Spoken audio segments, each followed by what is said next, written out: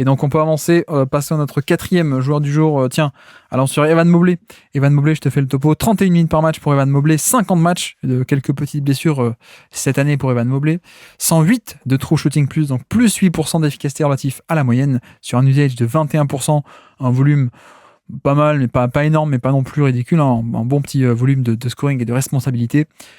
Pour te lancer, que dire de Evan Mobley dans cette saison collectivement qui a été un peu bizarre côté Cleveland? Ouais, en fait, on a eu... je trouve que ce qui est intéressant, c'est qu'on a eu pas mal de blessures à Cleveland, et que du coup, j'ai envie de te dire qu'on a eu presque plusieurs Evan Mobley, plusieurs Donovan Mitchell, plusieurs Jarrett Allen, selon les absences ou pas. Et c'est vrai qu'avec Evan Mobley, on le connaît, mais défensivement, c'est niveau all defense, quoi. Parce que c'est vrai qu'il y a la polyvalence et il y a certains matchs où ce qui est dingue, c'est que quand t'as les deux avec Jarrett Allen, du coup tu peux en mettre un on ball et avoir l'autre off ball, et c'est assez incroyable défensivement, pardon. Mais c'est vrai que je trouve un peu la nouveauté, enfin ce qui est assez bizarre avec cette saison, c'est que sur le début de saison, en fait on a un peu fait le deuil d'Evan Mobley, ou le deuil du passeur Evan Mobley, où il y a beaucoup d'actions où on appelait plutôt Jarrett Allen pour jouer le pick and roll et faire la passe. Et en fait quand on regarde l'outil trend de Cleaning the Glass, et qu'on regarde l'outil du coup assist par usage, du coup à quel point il fait la passe, et on voit qu'il revit en fin de saison. Du coup, je pense que ça coïncide ainsi un peu avec les blessures de Jarrett Allen, et qu'on a un joueur qui est beaucoup plus passeur et qui du coup a un meilleur spacing, peut beaucoup plus s'exprimer parce que il a plus d'espace, donc c'est un peu plus simple, etc. Et donc ça fait un joueur qui est encore une fois, je trouve pas si évident à classer, tant il y a 2 voire 3 saisons en une, quoi. C'est quelqu'un que l'an dernier, certains réclamaient un peu qu'il soit Deepoy, notamment défenseur de l'année. Mais non, mais ce qui est un peu dommage, tu l'as un peu dit, c'est qu'on a plusieurs Evan Mobley, on a plusieurs Mitchell selon les blessures, on a plusieurs Jarrett Allen, on a plusieurs Cleveland, au final, plusieurs versions des Cavaliers. Ce qui est dommage, c'est que la meilleure version, ce soit pas avec tout le monde sur pied. C'est ça qui était un peu bizarre, oui, avec cette équipe qui finalement n'aura jamais aussi bien carburé qu'avec par exemple un seul des deux intérieurs, donc Evan Mobley et pas Jarrett Allen, ou alors de l'autre côté un seul des deux porteurs de balle, notamment la période un peu Mitchell et héliocentrique. Mais bon, c'est un peu le cas bizarre des Cavs. J'espère qu'on verra l'an prochain, en 2025, est-ce que Kenny Atkinson, très bon coach tactique, arrivera à faire un peu de bonnes choses. Mais tu vois, c'est aussi peut-être la première chose à dire à ce propos, c'est que mine de rien, je crois que c'est Alex de Trash Talk qui avait très très bien développé tout l'intérêt un peu tactique de cette combinaison. Comment est-ce que schématiquement l'intérêt d'avoir les deux, il avait pas mal développé ça. En fait, la défense, ça colle très bien. C'est la redondance, elle est surtout sur le manque de spacing. Mais pour le coup, l'association de Jarrett Allen et Evan Mobley, c'est pas du tout en défense que ça pose problème. Et d'ailleurs, ça fait 2-3 ans que la défense, elle est élite, avec les deux en même temps sur le terrain, avec soit l'un soit l'autre. Donc ça, c'est un atout assez incroyable. Et tu vois, c'est vrai que l'attaque, c'est peut-être l'année où on a commencé un peu à être déçu, je sais pas, mais par rapport au passing, tu vois, c'est vrai que le passing, c'est un peu à la traîne, et même au niveau du shoot, on est un peu déçu, quoi. Oui, parce que c'est vrai que en fait, je sais pas, mais c'est vrai que sur le shoot, on regarde un peu les pourcentages, on dit waouh, c'est génial, il a passé les 35%, je crois qu'il est à 36 ou 37%, mais au final c'est un volume tellement faible sur tellement peu de matchs, je crois, voilà, c'est ça représente 58 tirs.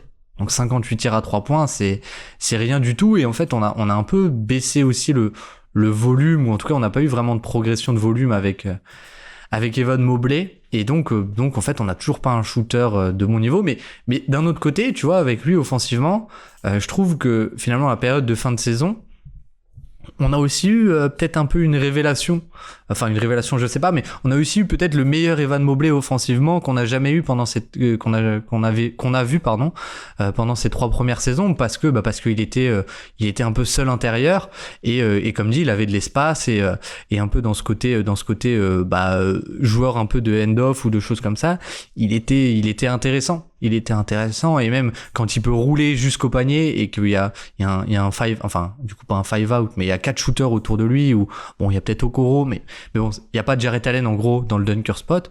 On a vu aussi, je trouve que c'était intéressant avec Evan Mobley, donc ouais, au final on a peut-être, je pense, vu les limites de Evan Mobley, mais on a aussi vu un peu comment le maximiser. Et bon, on s'en doutait que c'était sans doute sur ce côté où fallait casser ce duo intérieur. Ça a été fait un peu par la force des choses avec les blessures, mais je trouve ça intéressant qu'on ait vu un peu qu'on ait vu un peu les limites et en même temps le côté positif de l'utilisation où il a été meilleur, je trouve, sur la fin de saison, comme dit.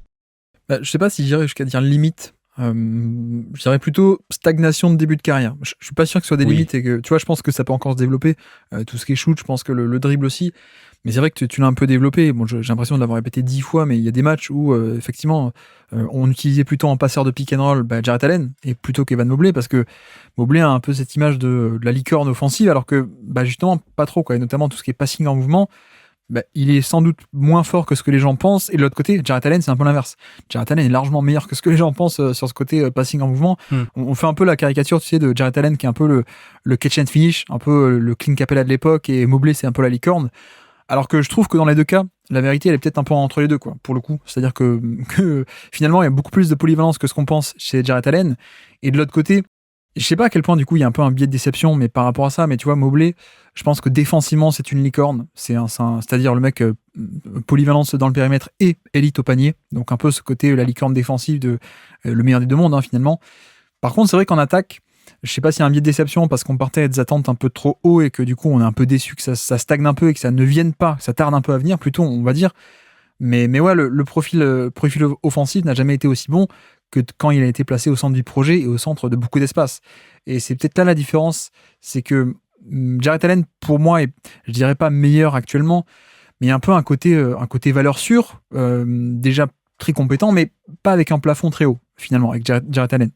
Et c'est aussi, de l'autre côté, le cas de Mobley, c'est bon, mais parfois c'est peut-être un peu plus imparfait sur du passing, certaines lectures ou quoi, ou en termes de puissance parfois, ou mais en même temps, tu vois aussi que le plafond est évidemment beaucoup, beaucoup plus grand.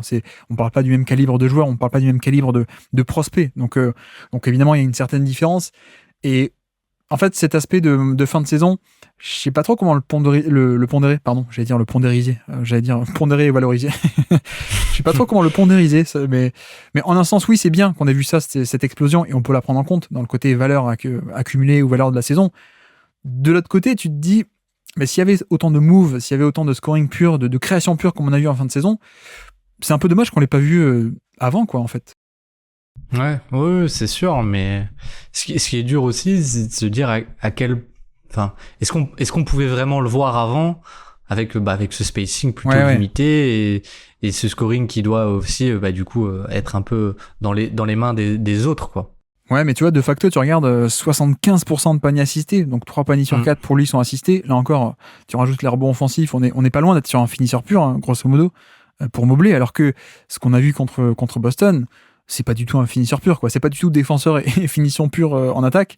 C'était un joueur beaucoup plus complet, donc ça laisse rêveur, mais je suis pas sûr de lui accorder ce crédit-là sur le côté évaluation de 2024, parce que je trouve qu'en un sens, on l'a pas trop eu, quoi, ce côté création sur 2024, en fait. Si on prend l'ensemble de la saison, c'est vrai qu'au final, ça représente un tout petit échantillon, quoi. Ça te représente un tout petit échantillon. Mais ce qui est aussi marrant, je trouve, c'est de regarder un peu. Alors, ça peut aller vite avec, du coup, le fait qu'il ait joué pas forcément beaucoup de matchs, mais la répartition de ses tirs, en fait, c'est vrai que sur son année rookie, on le laissait un peu prendre des mi-distances, etc., etc. Et en fait, on a un peu supprimé tout ça de son jeu pour beaucoup plus de tirs au panier et du coup, comme tu dis, de catch and finish aussi. Donc c'est au final, je trouve qu'on a un joueur qui est pour l'instant, alors à terme on verra, mais qui pour l'instant est beaucoup plus un catch and finish qu'autre chose. Et peut-être un peu je trouve quand même, je lui donne le côté, tu vois, si on fait un peu le scouting des passeurs entre lui et Jarrett Allen, je pense que Jarrett Allen il est meilleur dans l'espace. Et Evan Mobley, je trouve que je l'ai trouvé assez intéressant sur sur tout ce qui était zoom action et du coup en fait sur tout ce qui est main à main, main à main, et quand il a de l'espace pour après y aller. Là-dessus, je l'ai trouvé pas mal dans l'adaptation une fois qu'il est statique, quoi. Donc je lui donnerais ça, mais c'est vrai que sur le profil finalement offensif, c'est comme tu dis, comme on a dit, c'est plus un catch and finish aujourd'hui. Et si le spacing était pas bon aussi à Cleveland, il y a aussi participé en un sens, quoi. Ouais, donc un peu un côté déchiré entre le potentiel mais qui ne s'est pas encore complètement concrétisé. Certaines, peut-être un biais de déception d'un côté aussi par rapport à ça. Mais tout de même un joueur qui est assez élite dans son registre, hein, pour le coup, de finition pure, qui est aussi assez intelligent, altruiste, etc. Donc ça fait aussi du bien. Et par contre, c'est vrai qu'après la défense, on l'a pas trop développé encore, mais la défense, elle est clairement de niveau d'élite. Et en fait, pour moi, la question, et en fait, tout est lié en basket, hein. Tu joues une possession en attaque, il faut ensuite aller en défense, donc tout est lié, évidemment.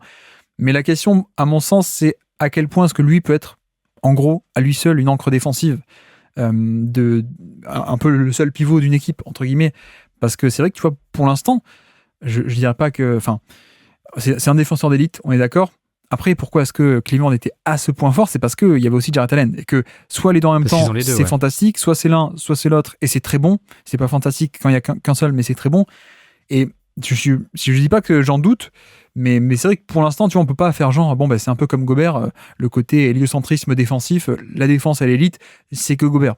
Je pense qu'avec Mobley, on est plutôt sur un cas où, un peu le cas Giannis Brook Lopez à l'époque de Milwaukee. D'ailleurs, on a parlé de Brook Lopez aujourd'hui, mais on est plutôt dans ce cas-là, plutôt que dans le cas facile de tiens, la défense, c'est lui. La défense de Miami, c'est Bam. La défense de Minnesota, c'est Gobert. Donc il y a un peu tout le crédit qui reviendrait à ce jour-là.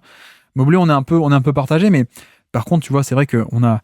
Autant, je pense que parfois, Jarrett Allen est un peu sous-estimé sur la mobilité, autant avec Mobley, on est clairement sur un défenseur d'élite de mobilité, de switch, qui a aussi un périmètre défensif assez incroyable, un volume off-ball assez incroyable, qui, en termes de protection de panier, est assez élite, avec en plus ce style, un style un peu, comment dire, un peu à la Anthony Davis, c'est-à-dire pas tant que ça en puissance, pas sur le côté je saute au panier avec un coffre très épais, je vais en casser le choc et puis repousser l'adversaire, mais un côté comme Davis, de très agile, de je passe un peu sur le côté, j'ai le bon timing et je joue sur les centimètres en fait. Et en termes de le fameux, toujours pareil, mais la perte d'efficacité infligée au panier, il est dans les top 10, je crois, si je dis pas de bêtises. On est quasiment à moins 10%. La barre symbolique des moins 10% d'efficacité, de perte d'efficacité infligée au panier, c'est élite, c'est devant Giannis d'ailleurs, au passage, si ça vous intéresse. Mais voilà, on a un peu ce côté, autant l'attaque, il y a des nuances à mettre, je pense, autant la défense, on est vraiment sur une vraie licorne défensive, en fait. Ouais, non, mais c'est assez hallucinant. Et moi, je pense que aujourd'hui, il y a très peu de joueurs sur lesquels je me demande plus, en fait, qui m'exciterait plus que, tiens, lui, on va lui donner son équipe. Et je pense que Evan Mobley, on me dit, ok, Evan Mobley, il part de Cleveland et on lui donne son équipe. On va dire défensivement, en tout cas, évidemment. Mais j'adorerais voir ce que ça donnerait Evan Mobley avec son équipe défensive, où vraiment on essaye de faire en sorte que justement ce soit lui la défense. On peut lui donner son équipe et que ça soit à Cleveland en même temps aussi, hein. C'est pas impossible que juste on échange Jarrett Allen. mais oui, mais en fait, comme tu dis, c'est là où c'est dingue, c'est que si tu prends les joueurs qui sont à plus de moins 10% d'efficacité au panier, donc tous les joueurs qui sont au-dessus de lui ou à côté de lui, en fait, t'as Porzingis, Gobert, Kessler, Zubac, Chet Holmgren, Isaiah Hartenstein, Wembanyama et Joel Embiid. Et en fait, quasiment tous, on verra pour Wemby, et peut-être que Hartenstein est le seul qui sort un peu, mais c'est que des, j'ai envie de dire, spécialistes de la défense du panier, et qui sont souvent des intérieurs de drop, et qu'on essaye de protéger, même Embiid, on essaye de lui faire des pré-switch, Porzingis des pré-switch, pour qu'il reste proche du panier. Et ce qui est dingue, c'est qu'avec Mobley, c'est le seul de cette liste qui a aussi le côté polyvalence défensive, et je peux être mis off-ball, je peux faire du switch, je peux monter plus agressivement, etc. Et ouais, du coup, ça donne un joueur, un cocktail défensif qui est hallucinant, qui est hallucinant, qui est en termes de valeur, je trouve, est assez dingue, et le fait monter assez haut automatiquement, j'ai envie de dire. Et donc, justement, jusqu'où ça le fait monter? Passons au classement. Où est-ce qu'on se projette dans ce classement? Il est possible qu'on fasse des reclassements, je pense, en même temps qu'on le classe lui. Tu vois, un joueur, par exemple, devant lequel je peux pas le passer, clairement, je pense que c'est un peu la range Wembanyama. Je peux pas le mettre devant Wembanyama ou devant Chet Holmgren. Ça, je pense assez facilement. Si on a remonté Jaren Jackson Jr. aussi. Est-ce que en termes d'impact, moi je le situerais peut-être au niveau d'un Jalen Williams au final, peut-être dans cette zone-là. Après là du coup on doit le comparer à James Harden. C'est assez différents en termes de joueurs. Je sais pas, mais même un Siakam, tu vois, je trouve que ça se vaut aussi pas mal au final. Parce que Siakam, il y a quand même moins de compromis offensifs, mais c'est moins transcendant défensivement. Ah, pour moi, il est nettement au-dessus de Siakam. Enfin, je comprends ce que tu dis, mais pour moi, il est quand même nettement au-dessus. Oui, mais je disais, la range, on va dire, la plus basse que je peux aller, c'est Siakam. Okay. Et je dirais la plus haute, c'est sans doute peut-être Wemby, quoi. Je peux pas le mettre devant Wemby. Ouais, effectivement. Alors pour moi, Evan Mobley, Chet Holmgren, c'est Evan Mobley avec un 3 points. Et donc ça fait aussi beaucoup de différence. C'est ça. D'ailleurs, je me demande s'il pourrait pas monter encore un peu Chet Holmgren. Je sais pas. Mais non, mais ça, c'est effectivement, il y a un peu cette limite par rapport à l'attaque. Après, la question, c'est où est-ce qu'on le situe ensuite à partir de là. Je sais pas trop. Je serais peut-être enclin de casser un peu ce groupe de pivots et donc éventuellement de faire un mini reclassage. Est-ce qu'on ferait pas un truc du genre Chet Holmgren ou Mbanyama, puis Evan Mobley, on le mettrait là, ça ferait un tir groupé, et on le colle aussi à Jalen Williams, on fait remonter un peu Jalen Williams, tu vois. Ouais, ça me va, moi remonter Jalen Williams, ça me va. Hein. Parce que de l'autre côté, Draymond Green et John Jackson, c'est des saisons un peu plus moyennes. Et donc en plus, ça nous permet de faire exploser un peu ce groupe de pivots. Si on met un Jalen Williams là-dedans, c'est quand même, on peut pas nous accuser que ce soit trop facile de mettre tous les pivots ensemble, hein, grosso modo. mais ouais, ça peut mêler un truc comme ça. Mais alors du coup, retournons sur Jarrett Allen, ça me dérange qu'il y ait pas mal de distance entre les deux du coup. Ben oui, je comprends, parce qu'avec tout ce qu'on a dit, on a quand même dit que Jarrett Allen, au final, n'était pas si éloigné de lui, quoi. Mais où le monter, je sais pas du tout. Waouh. C'est une bien vaste question. Parce que Jarrett Allen, c'est peut-être un joueur assez sous-estimé et finalement peut-être un peu mal compris aussi, quoi. Parce que il est peut-être un peu moins atypique que Evan Mobley, parce qu'il est moins fort sur du switch, mais il est aussi capable de switch défensivement. Et comme dit, le passing est un peu meilleur. Il y a peut-être un peu plus d'autocréation, même si c'est pas génial. Donc peut-être je sais pas. Au niveau de Derrick White encore, je sais pas. On ferait monter qui alors, que Jarrett Allen du coup, on laisserait Hartenstein et Brook Lopez en bas. Ah oui, c'est vrai qu'il y a ça aussi. Oh là. Ça me va de casser le groupe, parce que Dieu sait que j'aime beaucoup Hartenstein, d'ailleurs toi aussi, donc tu vas pas me contredire. Mais peut-être on peut séparer le groupe en mode on met un malus parce qu'il a pas fait toute l'année non plus à ce point, donc on peut imaginer un peu de les séparer. Brook Lopez aussi, un aspect, il fait pas une grande saison, sinon il aurait été 15 places au-dessus, donc je suis d'accord. Ouais, peut-être Jarrett Allen niveau Derrick White alors peut-être. Sachant que Jarrett Allen fait pour le coup une excellente saison, je trouve. Enfin, en plus, première très grosse partie de saison, ouais. Exactement. Après, tu vois, il y a ce truc de ouais, mais quand même, c'est qu'un pivot. Est-ce qu'on le fait passer devant des créateurs type Ingram, Jalen Brown, Jamal Murray? J'ai l'impression d'avoir cette barrière mentale, mais en même temps, de l'autre côté, tu vois, cette barrière, j'ai un peu réussi à la casser sur des stars. Pour moi, Rudy Gobert, facilement, peut être devant certains créateurs principaux. J'ai un peu fait ce truc-là. Et là, j'ai un peu l'impression d'avoir un blocage sur la catégorie au-dessous, alors que peut-être qu'il faudrait pas que je l'ai. Non, en fait, il faut être sûr de ses convictions. Et si la défense, elle est importante, quoi. Mine de rien. Un peu par cohérence intellectuelle, en fait, pour le coup, tu vois. Oui, je vois. Tu peux pas dire blanc et faire noir, quoi. Bah, surtout qu'en fait, Jarrett Allen, c'est pas la Rolls-Royce de la protection de panier ou de la défense intérieure. Mais Jalen Brown, Jamal Murray, c'est pas non plus la Rolls-Royce de la création offensive, tu vois. Donc, voilà. Ça peut s'entendre, mais ok. Moi, mais il va falloir un peu retravailler là, parce que les créateurs secondaires, ou en tout cas créateurs stars, ça va dans tous les sens. Là, tu vois, on a DeRozan qui est au-dessus, on a Ingram qui est en dessous. Je sais pas, ça me plaît pas trop. Ça va falloir un peu tout refaire. On arrive à la fin, il faut tout refaire. Ouais. Moi, à choisir, comme ça, je te donne mon avis. Je remonterai Jarrett Allen. Je laisserai du coup Hartenstein et Brook Lopez ensemble. Ouais. Je remonterai Jarrett Allen en dessous de Derrick White. Ouais. Voilà. C'est ça, ouais. Et du coup, moi, je descendrai peut-être sur le tiers au-dessus là. J'aime bien le Chet, Wemby et Mobley, Jalen Williams, et après peut-être même que franchement monter James Harden devant Sabonis et Draymond Green, ça me choque pas non plus. Mais voilà. Non, mais après tu vois, je pensais à un mec comme DeRozan qui est 5 places au-dessus de Jarrett Allen, alors que un Brandon Ingram, il va être un ou une ou deux places en dessous. Est-ce que vraiment il doit y avoir une distance aussi grande entre un Ingram et un DeRozan? C'est peut-être Ingram qui est un peu bas alors pour le coup, parce que tu vois, ça me choque moins. Jaylen Brown, Jamal Murray, il y a du scoring efficacité moyenne, mais pas trop de passing. Je trouve que peut-être Ingram, on l'a mis un peu bas alors finalement Ingram. Est-ce qu'on pourrait pas juste monter Ingram au niveau de Siakam par exemple, tu vois, un truc comme ça? Oui, mais c'est vrai qu'ils ont un peu le boost de la création secondaire qu'un Jaylen Brown n'a pas du tout.